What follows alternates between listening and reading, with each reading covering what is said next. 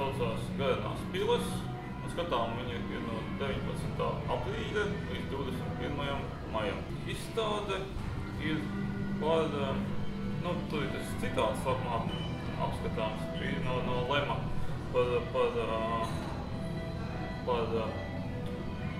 ciklonētiešu, kurš lido pa zemes orbītu un pēta, kas ir uz zemes, viņi neatpazīst cilvēkus kā civilizācijas nesējus.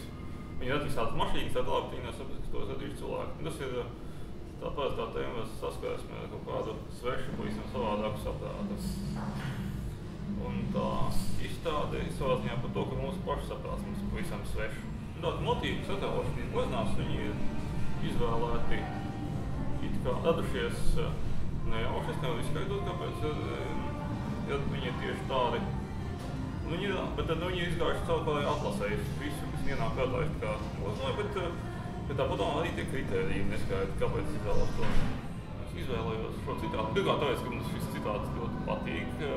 Tas īstenībā gan ir labākā vieta tajā grāmatā. Es viņu kaut kad puslauģi gados izlasīju un joprojām atceros un tad uzmeklēju.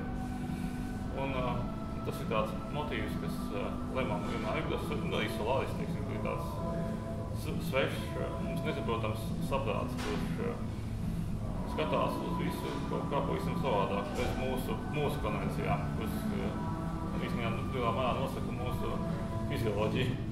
Tāda pamats šīm gleznām ir plasmasa, vai kaut kāds kompozīta materiāls, man liekas, tā ir ogale, kas šķiet kaut kas tāds gofrēta, caurspīdīga, kas ļauj gleznot uz abām pusēm. Pat, teiksim, uzlikt krāsē no fona. Otrā pusē viņš spītēs cauri un tādu melno zīmējumu uzlikt labajā pusē. Un reizē, tā kā šis ir klubs un te ir dažādas gaismas, tad viņš līdzēbojās telpu un dažādas spīd dažādos apgaismojumos.